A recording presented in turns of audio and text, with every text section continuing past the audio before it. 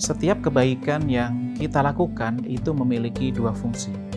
Yang pertama adalah meningkatkan derajat kita di sisi Allah Subhanahu wa taala. Kemudian yang kedua, kebaikan yang kita lakukan itu juga memiliki fungsi sebagai penghapus kesalahan yang kita lakukan. Kita semua menyadari bahwa kita sebagai manusia biasa tidak luput dari salah dan dosa.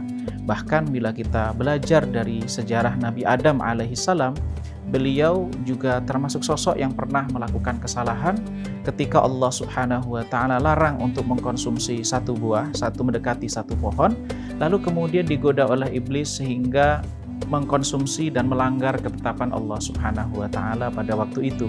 Maka kita sebagai manusia yang biasa, maka kita berpotensi melakukan kesalahan, melakukan dosa, melakukan sesuatu hal yang dilarang oleh Allah Subhanahu wa taala.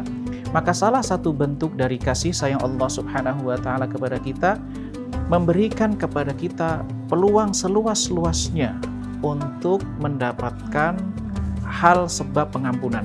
Dan diantaranya adalah, sebagaimana kita sebutkan, setiap kebaikan yang kita lakukan itu memiliki dua fungsi, meningkatkan derajat kita di sisi Allah Subhanahu wa taala dan menghapus kesalahan kita di hadapan Allah Subhanahu wa taala. Sebagai contoh, misalnya Nabi SAW mengatakan bahwa setiap langkah seseorang ke masjid itu mengangkat derajatnya dan menghapus kesalahannya.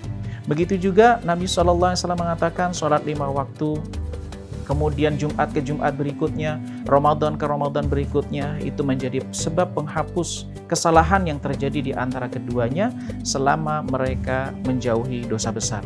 Maka ini kesempatan berharga bagi kita, bagaimana kita menyeimbangkan antara kebaikan dan kesalahan yang kita lakukan. Kita dengan meningkatkan kebaikan kita, mudah-mudahan kita diangkat derajat kita di sisi Allah Subhanahu wa taala, lalu kesalahan kita diampuni oleh Allah Subhanahu wa taala.